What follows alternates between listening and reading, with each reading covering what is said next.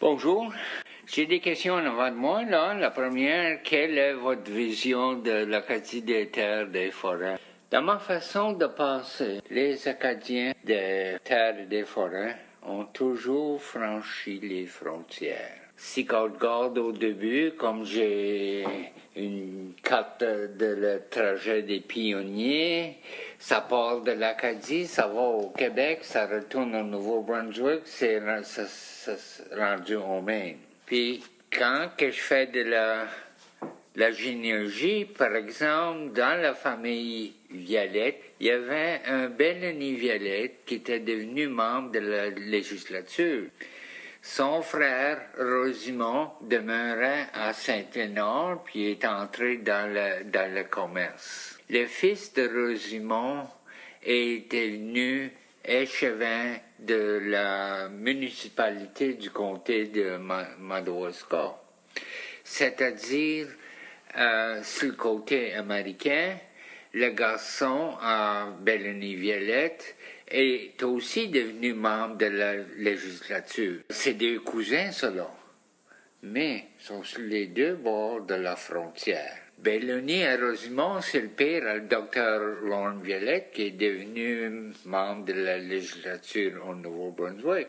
Neil Violet, qui était le petit-fils de Belloni, lui s'est rangé à la législature du Maine en 1911, puis il est devenu Maine State Forest Commissioner. C'est-à-dire que là, de la parenté, la même famille, mais ils sont sur les deux côtés de la frontière. Puis si on regarde dans les papiers de le Moniteur acadien, on trouve des situations que la frontière est franchie par ces gens-là. Comme qu'on trouve en 1899, CMBA Saint-Léonard-Van Buren. Le président Belloni à Rosimond, que vous avez signalé dans la généalogie. Mais le vice-président William Farrell de Van Buren, deuxième Achille Dumais de Van Buren, le secrétaire Adolphe Hébert de Saint-Léonard, sont sur les deux côtés de la frontière, ces gars-là. Puis si que je garde la documentation dans le Moniteur acadien, je trouve bien d'occasion que Belloni à Rosimond de Saint-Léonard est en affaires avec Joseph Martin de Van Buren, puis ensemble, ils organisent une beurrerie à Saint-Anne-de-Madawaska. Ça fait que t'es un gars du côté américain, puis t'es un gars du côté de Nouveau-Brunswick. On a franchi les frontières depuis le début. Moi, quand on commençait à parler du Congrès Montréal, j'ai eu un rêve. Un rêve de prendre l'histoire acadienne du côté américain, puis le sortir de dessous l'ombrage de l'histoire acadienne des maritimes. Il y a bien souvent que sur le côté canadien, vous nous avez dévancé dans des affaires. Parfois, une patente, un gouvernement plus petit peut bouger plus vite. Donc, vous avez des chemins de fer qui se rangeaient à Edmundston 20 ans avant que nous autres, sur le côté américain, ont eu notre bien pour se rendre à Van Buren. Naturellement, quand la voie ferrée américaine se rend à la frontière, là, on a le développement économique des usines acier, puis etc., etc. Mais c'est que de ma façon de penser, moi j'ai une vision de l'Acadie des terres et des forêts qui franchissent la frontière. Le 20e siècle, puis les douaniers, puis toutes les façons. Mais dans notre histoire de famille, on trouve des situations. Moi, j'ai un portrait ici de Leo J. Sear avec Lyndon Baines Johnson. Sear, c'est un Acadien du Maine. Son grand-père était membre de la législature romaine. Son arrière-grand-père, Paul Sear, qui est né 1796, baptisé à Saint-Basile, mais demeurant sur la rive sud, était devenu membre de la législature du Maine en 1859. Et là, l'arrière-petit-fils continue la tradition de participation dans l'expérience américaine. Il est devenu ambassadeur des États-Unis à Rwanda, en Afrique. Ça fait qu'il y a eu un développement, mais d'une façon, la frontière est réelle. C'est une force politique, puis des forces économiques. Puis parfois, l'économie franchit la frontière. Comme que je vous donnais l'exemple de Belleny à Rosimont, puis Joe, puis les gens qui sont dans la même association d'assurance sur les deux côtés de la frontière. Ça fait que... Donc, l'Acadie des terres et forêts, en d'autres mots, c'est une histoire de frontières, c'est ce que vous me dites, là. Avant qu'il y ait, puis même après qu'il y ait eu les frontières, ça passait. La business se faisait, ça se voisinait. Oui, il y a des frontières officielles, mais il n'y a rien qui empêche les gens de se voir et de se rencontrer, c'est ça, là. Mais si vous regardez une carte de le terrien de Madawaska-Maine, vous allez trouver 3 rangs, comme au Québec. Ces 3 rangs-là ont été établis avant la frontière, puisque quand les Américains viennent, toutes les terres octroyées après ce temps-là sont carrées. Mais là, c'est des rectangles, comme vous trouvez dans les seigneuries du fleuve Saint-Laurent. Les Acadiens ont fait le contact avec le Québec. Ils franchissent les frontières, ces gars-là. Ça fait qu'ils ont amené, quand ils sont établis ici, ils sont établis le même système de terrien. Si vous regardez la même chose, le terrien sur le côté néo-brunswickois, c'est tout des rectangles. Mais nous autres, en arrière de nos rectangles, on a nos terres carrées. Je ne sais pas si les terres carrées sont devenues avec les terres carrées, mais en tout cas, c'est notre façon de penser. Ça fait qu'on a une situation de confrontation culturelle sur la frontière. Mais dans tout ça, les gens ont survécu les circonstances. Puis, ils ont participé sur les deux côtés de la frontière dans le développement de leur situation. Moi, je dis bien souvent, different church on Sunday, same store on Monday. Ça fait que le commerce franchisse la frontière. J'ai des records que des habitants de la région que dans 1846, ils font du commerce sur les deux côtés de la frontière parce que le comte de François Cyr, lui demeure à Hamlin, Maine, mais il fait d'ouvrage, il y a un sentier sur la rivière Basse. Mais le compte est écrit en français, mais la calculation est en pounds and shillings and pence en 1846. j'ai la même chose, disons, pour les Daigues, que M. Daigle va à l'autre bord de la rivière, il emmène sa voine sur AES Dufour, au petit magasin en Saint-Basile. Dufour dit, emmène-la sur la rivière Saint-François. Il sait que les gens sont après travailler dans le bois. Ça fait que ces gens-là font leur vie les deux côtés de la frontière. Aujourd'hui, on a la parenté. Moi, ma fille est née à l'hôpital Edmundston. Aujourd'hui, c'est plus rare, cette situation-là.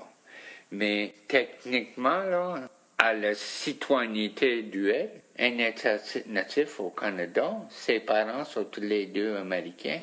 Elle est américaine par parenté, elle est canadienne par lieu de naissance. Quand que je l'ai enregistré dans mon école, jusque j'étais directeur d'école, j'ai voulu descendre à Fredericton, ramasser la certification pour l'enregistrer dans mon école américaine. Ça fait qu'on vit avec cette frontière-là, puis peut-être bien de temps en temps.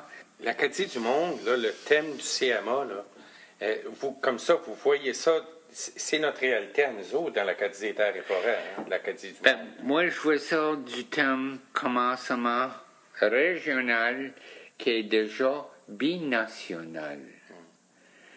Dans l'histoire, avec toute la déportation, nous autres, on plus ou moins des descendants de ceux qui sont évadés de la déportation, qui sont rangés à Québec, puis là, qui ont fait les liens, qui ont emmené nos Québécois dans notre coin américain. Qui se sont réfugiés dans le bas du fleuve, là, c'est ça? Hein? Oui. Puis, si on parle du peuplement du Madawaska, il y a une base acadienne, mais il y a un mélange québécois. Mais ça prend tous les Pelletiers puis tous les Michauds ensemble pour avoir le même nombre de gens que les Cires. Les Cires étaient les Acadiens qui sont arrangés au Québec. Il y en a 3 qui ont marié des sœurs Ayotte du Kamaraskan. Donc, quand les frères Cires sont venus à Madawaska, Alexandre Ayotte, le beau-frère, est venu.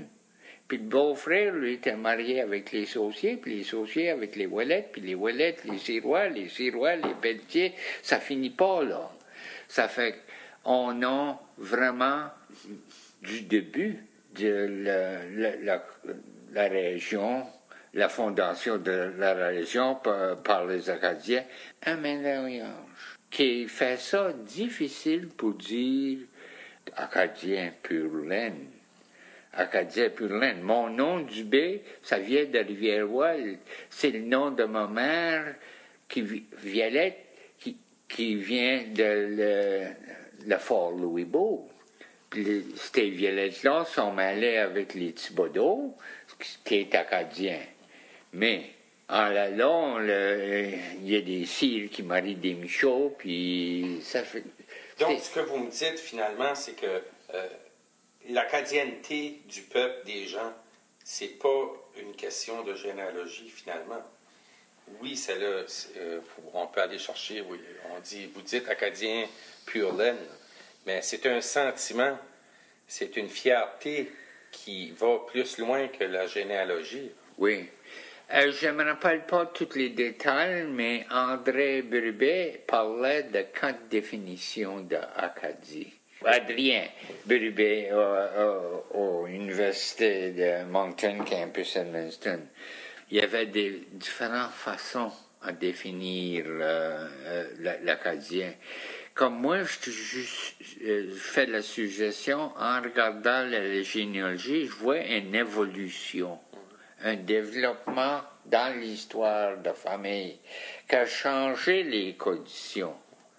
Puis c'est difficile pour se définir comme Acadien, comme descendant des déportés, parce qu'on est descendants des évadés qui sont mêlés avec les Québécois, puis qui, après 60 ans, sont devenus américains. Ben, coup devenus américains, ils ont commencé à participer dans le procès économique, le procès politique, le procès social, l'éducation. J'ai une petite école en arrière du musée Tente Blanche à Madawaska, Schoolhouse No. 1, puis que dans cette école-là, on fait bien sûr d'avoir un portrait de George Washington, puis un portrait d'Abraham Lincoln, puis un portrait de Betsy Ross, puis avec le I Pledge of Allegiance, parce que même 100 ans passés, l'éducation qu'ils donnaient, c'était une éducation américaine. C'était des Français. Moi, je m'en rappelle pas quand je pouvais pas comprendre et parler les deux langues. Je peux pas dire qu'il y avait la langue française en maison puis la langue anglaise à école, parce qu'on comprenait l'anglais à la maison aussi. Puis on chantait Gene Autry, puis Hopalong Cassidy, puis Roy Rogers, puis ça fait qu'on comprenait l'anglais à la maison, mais on parlait français à la maison.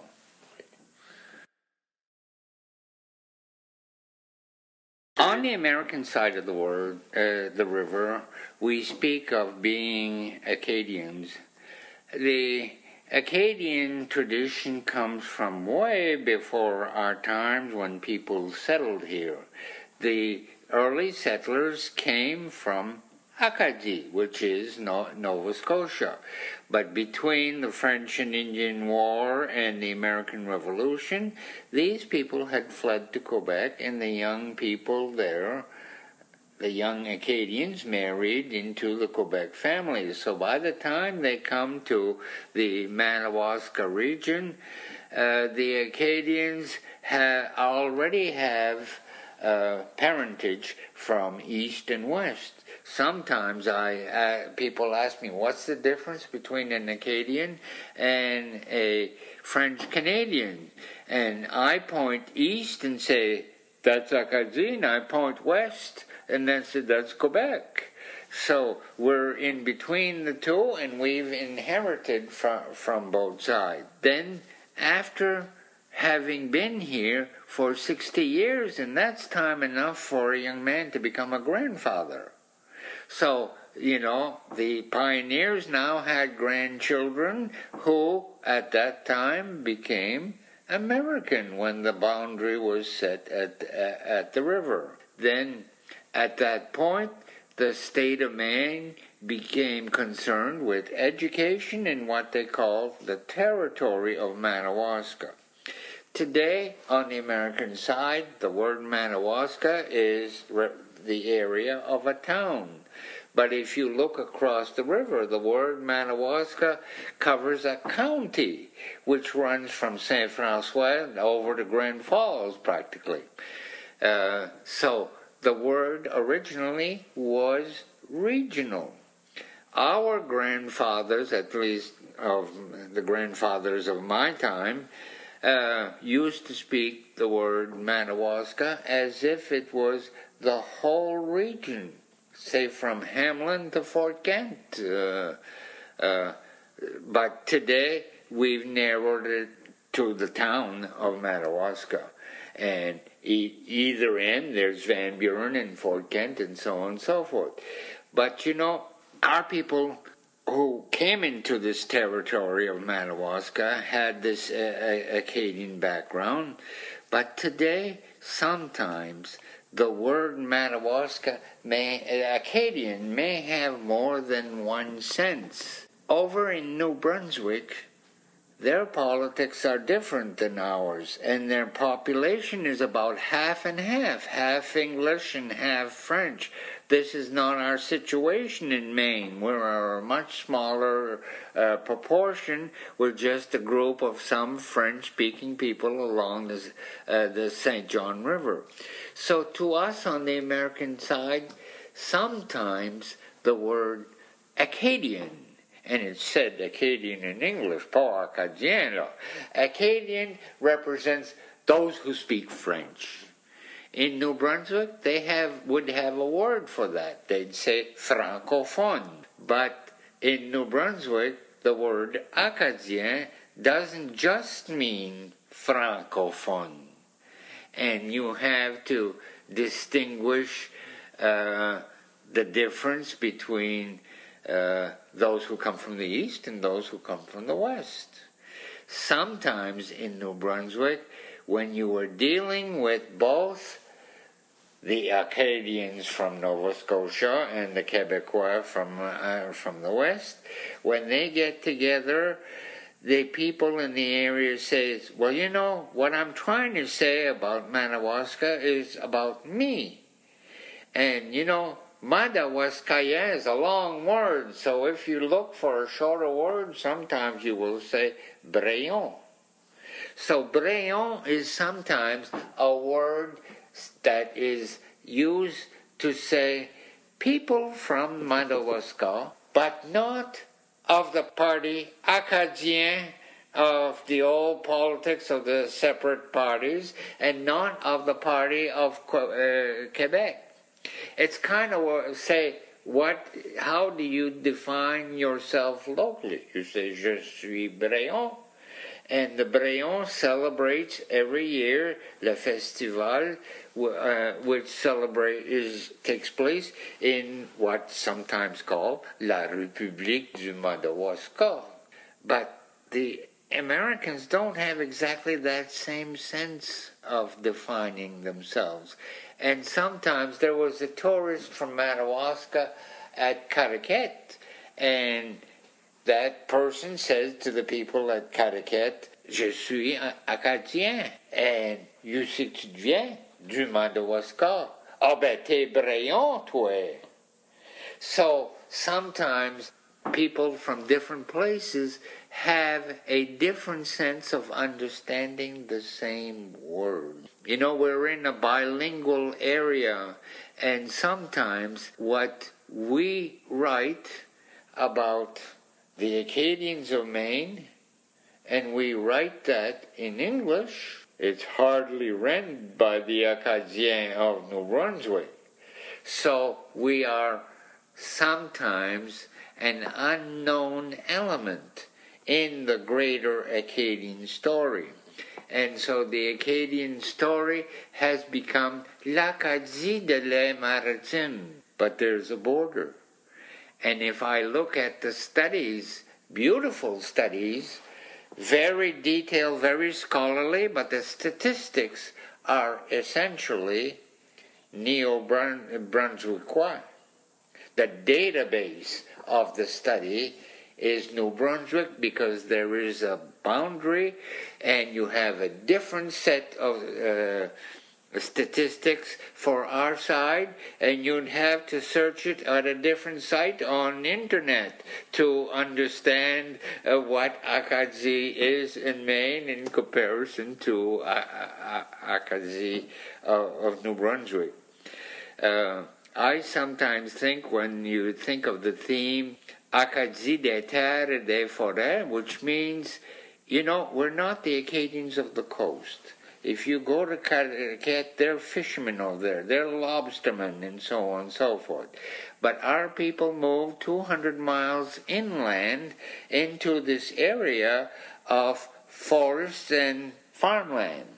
And we've become potato growers, and we've become lumberers, and we've become potato makers, paper makers, and so on and so forth. Things have changed, and yet somehow we have kept some of the spirit of the old Acadians that, hey, keep crossing the boundaries that are set in front of them. We see the Acadians crossing the boundaries back in the early days of the settlement. As I look at the political development of the Acadians of Maine, I see they have crossed the border. So it's what I call the Acadians of this area, they're boundary crossers. And I don't know how the authorities are going to deal with that. You know, if you have a festival like you had in Caraquet where 50,000 people showed up, 50,000 people trying to cross the customs either way, and making sure that everybody has a passport. These are the new realities that we're going to have to deal with. And yet we are celebrating a kind of people who have what we call a hand across the border. And I know a Canadian customs officer who married a girl from St. Louis, Frenchville. He married an American. He's an Acadian federal official. But this is the way it has been up here. We have brothers. I have a sister-in-law from Grand Falls. We have brothers and cousins on the other side of the borders. We have had some students, especially coming from Clare, New Brunswick, take courses at the University of Maine at Fort Kent. And sometimes this results in a permanent move across the border. Not always. Sometimes the fellow who comes in from Clare picks up an American friend and there's wedding bells and she moves across the border. It works both ways. And a few years ago, in thinking about this, a young man, a musician, Etienne Deschênes, developed the theme of Acadie, des terres et des forêts, because he was trying to define our experience here in Madawaska, which is quite difficult to define, because if you look at the original Madawaska, it also includes Témiscouata County in Quebec, because at Lake Témiscouata, the area around it was known as La Seigneurie du Madawaska long before Madawaska was established by the Acadians. So there's a cross-border situation, and our farmers who used to take their oats and hay to the lumber camps were sometimes said up the Madawaska River, au lac. That means Lac Témiscouata, where the lumber operations were. But here is an American farmer. He grows wheat, and we look at the census, wheat, oats, and hay, that he markets to the lumber operators. And as we look at the 1850 record, this particular farmer has a farm valued at $1,000, which is above average. But you see, he's crossing the border, doing business in French, counting his money in pounds, shillings, and pence. So we have quite a situation here, but today we've become thoroughly Americanized. And, we've went through the age of Sesame Street, and our children have picked up, the English language.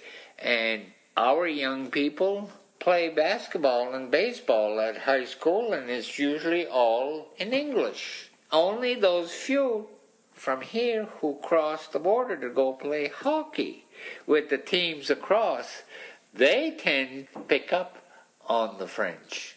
So sometimes there are social connections that contribute to the preservation of the language, but sometimes there are situations where the old language is completely ignored. Is there a political volonté politique to teach French in the schools? In the 1970s, we had a federal program under the Bilingual Education Act, and we did teach French. French was integrated right in the curriculum.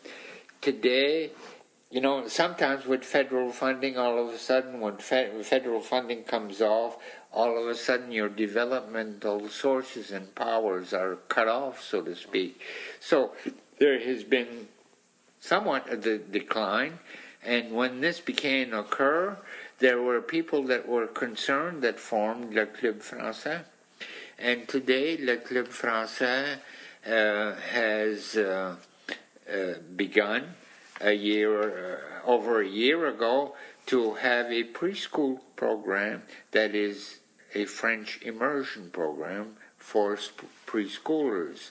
Now our students are going to enter public schools in kindergarten in the public schools and will be coming in with bilingual skills. And in a way, sometimes we're saying the Club Français had sent students to different universities, even in France and in Quebec, and hopefully that they would come back and teach. But once you've seen Paris, do you return home? And so we found that we invested in students who got a good bilingual education but did not return to the local area.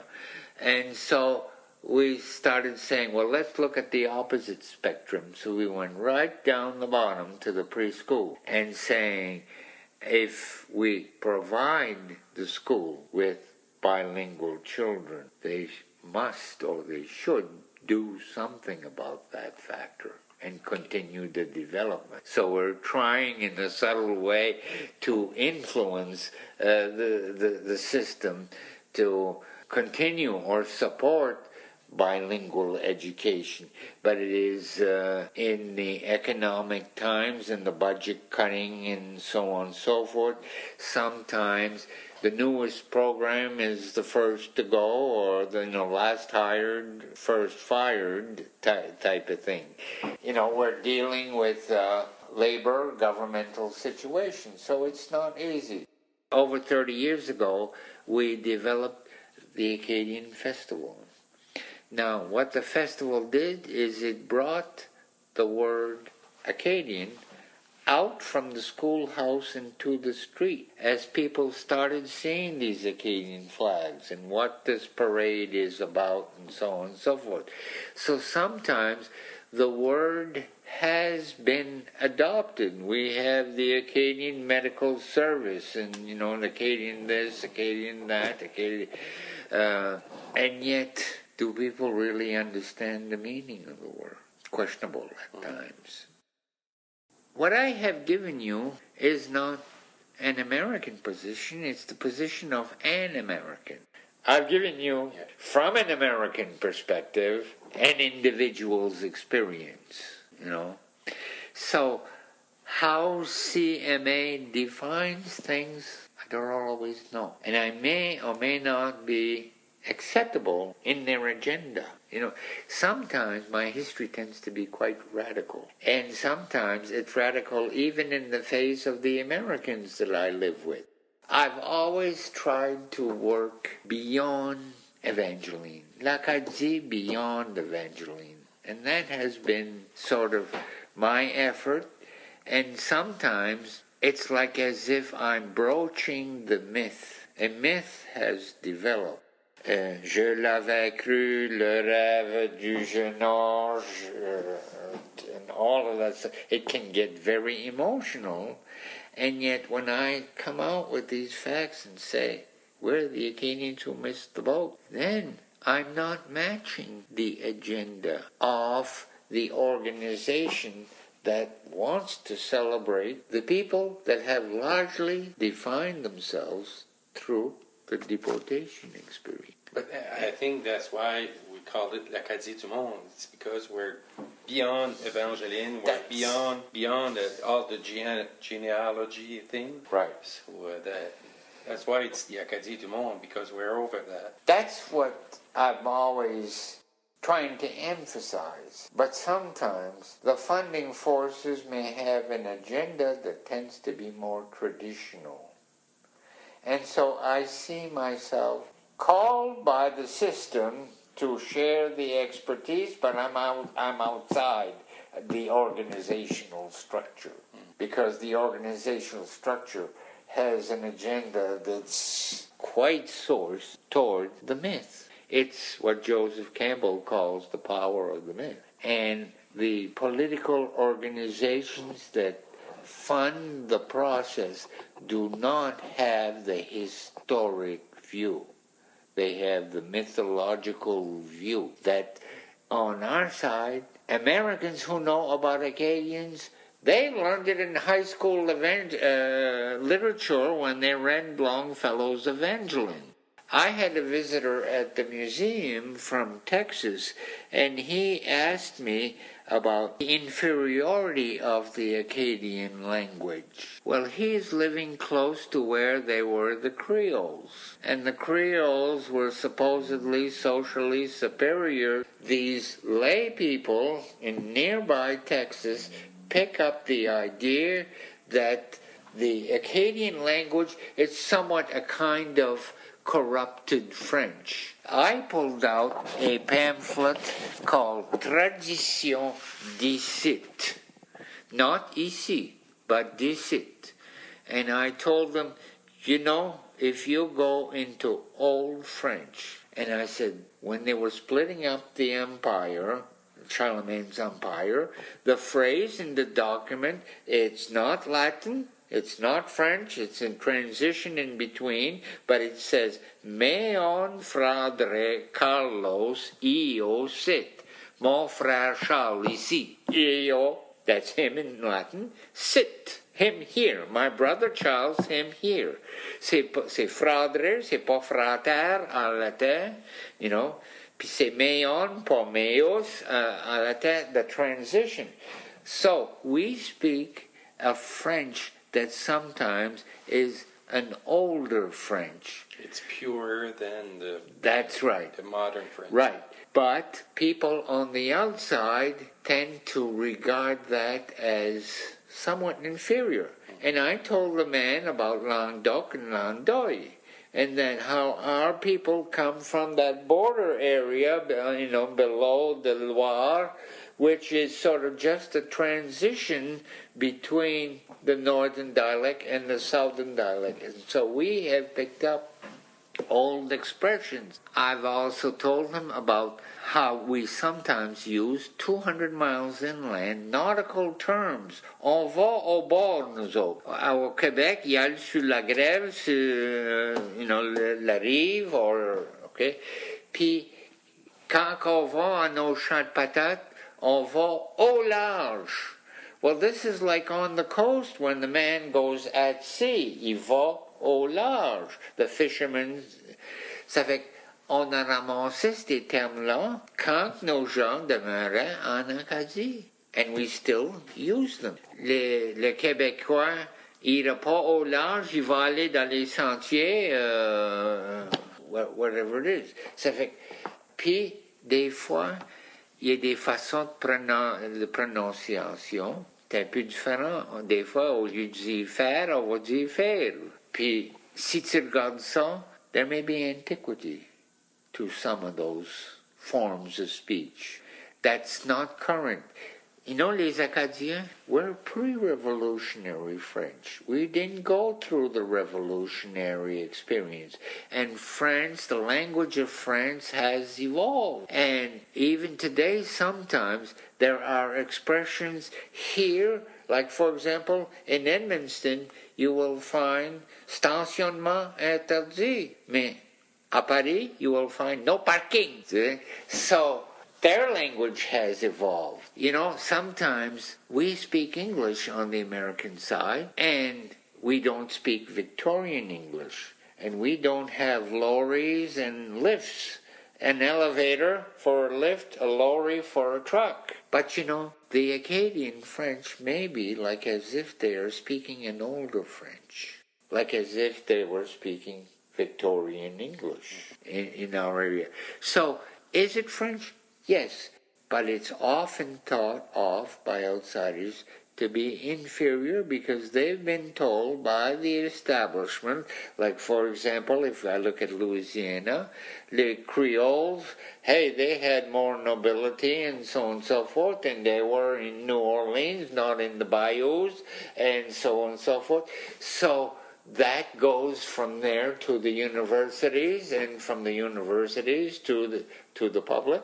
So there's a sense of feeling inferior. You know, sometimes I had aunts who became nuns, good shepherds, so they went to Quebec for their training. And of course, when they come back, they join the teachers who tell us here, vous parlez pas un bon français. And what my generation at times did is, quand que je dis, you see, j'ai mis mes claques, the teacher may say, c'est pas des claques, c'est des caoutchoucs. Well, hell, I was not going to talk caoutchoucs in front of my peers. Not me. So what we did is, j'ai pris mes rubbers, puis je m'ai sacré le camp. See, we have evolved, we have rejected the French term because they rejected our colloquialism, and we transferred it with an English term. Là, je prends mon coat, puis je m'en vais. C'est plus un manteau. And living in this bilingual thing, it's easy to translate that. I remember as a kid, we had conversations, and it was funny for outsiders to hear us because we'd start a sentence in French and we'd finish it in English, and we'd switch halfway through and we'd go back and forth, bounce and forth, and never thinking, because we could think in both languages. You know, in our bilingual education things, we discovered, and research will sometimes say, that if you're given the advantage of bilingual development, that develops certain reading skills and reading abilities, and, you know, it has certain advantages. Sometimes we've had to deal with what we call l'état carré, I tell you. L'état carré, I tell you, that comes from l'état carré. You know, if you take a map of Saint Agathe and you look at the roadways, the roads all go around mountains. They don't go over mountains. They follow the creek and so on and so forth. But if you look at where the Americans laid out of the road goes over hill and over dale because it follows a straight line of those square lots that they've developed. The American surveyor determines things by astronomical bearing, not the geography on the ground. But the French guy was considering the geography, and he was not going to chase the oxen up the hill if he didn't have to. So our roads go around the hills, but their roads go over and up and over and up, but they follow the straight line. Okay. From Fort Kent to Caribou, there is a spot where you come up on the hill, and you can see the roadway 6 miles ahead. But you will dip down into a valley 3 times before you reach the other rise. That's an American surveyor's line, which we had to accept after our rectangles a la Quebec. But when you go to Van Buren here, the road, it's following the topography. That's right. And the Americans had to accept that because that was already done when they came here in 1842. In the cross-cultural setting. You know, the British troops came through here in the War of 1812 to head from Fredericton on to the battle scene on the Great Lakes. But the troops came through Madawaska, and that's where the British noticed we need to keep that link between Quebec and New Brunswick. And so when the boundary got to be settled, you know, 3 miles from Edmundston, you have le chemin des 3000. And at one point, that was going to be where the boundary was going to be set, from the St. John up to Lac Long, going toward Riceville and so on and so forth, to Lac Long. But in the negotiation process, something happened and they moved the boundary further west and used the St. Francis River rather than Chemin des 3000. The result of that was that John Baker ended up being a citizen of New Brunswick, and he died a citizen of New Brunswick. And John Baker had always had good business relationships with people in Fredericton. If you look at the land grant map of Baker Brook, you will find that next to John Baker property is Frederick W. Hathaway. He's a Fredericton resident who's the businessman who provides Baker the capital. Hathaway later bought the mill on the Fish River on the American side. Later sold it back to Americans. But you see, it's in that case, it's the economics that cross the border. And we happen to be dealing here not with the Acadians, but the American and the Loyalist elements. And all of these peoples are counting their fortunes in pounds, shillings, and pence. Now, shut up. I have all these politicians here that are going to tell you about Acadie. The Maliseets have a reservation in Viger, near, and I find real Indians in Fort Kent history. There was two brothers, Paul Dennis, and they were the sons of Paul and Bernard Dennis, I think it is, and they were the sons of Edouard Dennis, who married at Kakuna in 1898, and I find that this Edouard is the son of Celestin Dennis, and Celestin Dennis is listed in the reservation census of 1851 and so on and so forth. Qu'est-ce que vous croyez que le sentiment des Indiens était ici? On les appelle les Indiens, les Malécites. Quand les gens se sont établis là, sur leur terre, les autres, les Indiens, c'était pas... Les Indians had a different concept of land ownership. They have land in common, and they did not understand this divide and set up fences.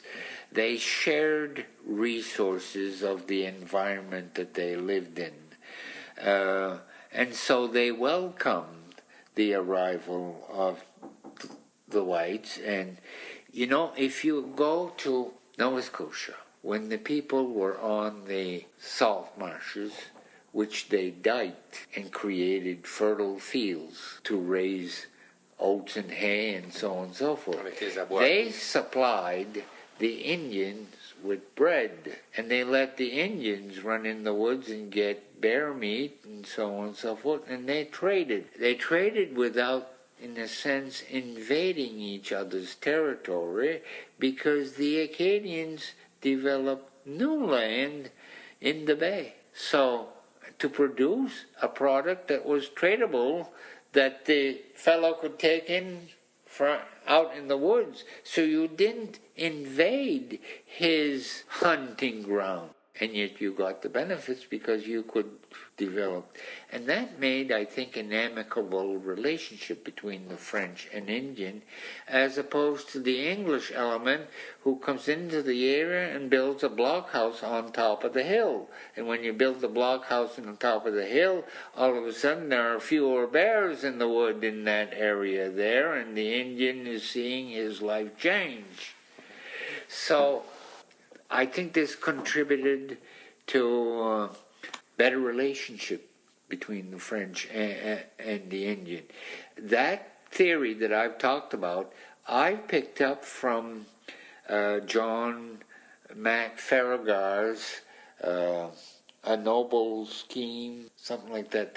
He's a history professor from Yale. You know, American history tends to look at Acadia and they go to 1755 and that's it. So, yes, there's valid information there, like I just shared, because this comes from the pre-deportation area. But the Indians have had an array of experiences that you might classify as suffering. And they have learned in many times to be quiet. And so sometimes they may have into a situation where they are hurt, but you do not hear about it and may not know. And so sometimes the little description where they're told, hey, that's enough drumming, time to move on, their reaction, you won't hear it. They just say, okay, well, we had that, that's enough of that, not going back there. They're often so internal and so quiet that sometimes we're not in a position to understand their sentiment. Si vous aviez, M. Dubé, un personnage qui a marqué l'histoire de l'Acadie Terres et Forêts, qui est-ce que vous choisiriez comme personnage? Qu'est-ce que vous pensez qui a vraiment été crucial pour l'Acadie Terres et Forêts, pour notre coin de pays ici? Ben moi, j'ai la tendance de regarder l'histoire de l'évolution que vous avez décrite là. Puis je trouve mes héros dans mes ancêtres qui ont vécu cette évolution, puis qui ont maintenu la chose que j'ai héritée, les deux là. Je sais pas si je pourrais mettre le doigt sur telle personne. Dans la région, moi, je connais bien, il y a eu une grosse évolution dans l'époque de Louis Robichaud. Parce que moi, j'ai vu que quand c'était toutes des petites écoles dans les concessions, là, mais après Louis Robichaud, on organisait ça. Puis aujourd'hui, on parle de la polyvalente, puis que je vais à l'université, puis je fais contact avec les gens-là. J'ai mentionné André Brubet et d'autres, Jean-Guy Poitras, d'ingénierie, puis en même temps, j'ai vu la province entrer dans l'époque moderne. Nous autres, à ce point-là, on se croyait un peu plus avancés. On avait déjà nos écoles régionales dans 1920, mais Louis Robichaud est une personne remarquable qui a alloué les Acadiens d'entrer dans la vie moderne. De là, le Collège Saint-Joseph est devenu la base de l'Université de Moncton. Puis là, on a développé l'Université de Moncton, qui, ça résulte à les produits, comme j'ai déjà mentionné, Jean Daigle, l'Acadie des Maritimes, l'ouvrage de Nicolas Landry, puis Nicole Land, c'est des produits qui est sorti de l'Université de Moncton. On tombe dans le temps de Louis Robichaud, puis le père Clément Cormier, puis le père Anselme Chasson, on regardait le folklore, les chansons, puis en même temps, là, à l'université, on donnait un organisme qui pouvait prendre ces choses-là, puis s'organiser. Sur ce point-là, vous nous avez dépassé. Parce que nous autres, on produit nos petits ouvrages, disons, d'esprit du clocher. Mais vous avez développé la perspective plus grande. C'est ça que nous autres, qui nous payent sur le dos, là, comment se définir d'une plus grande façon pour trouver notre place dans l'Acadie du monde.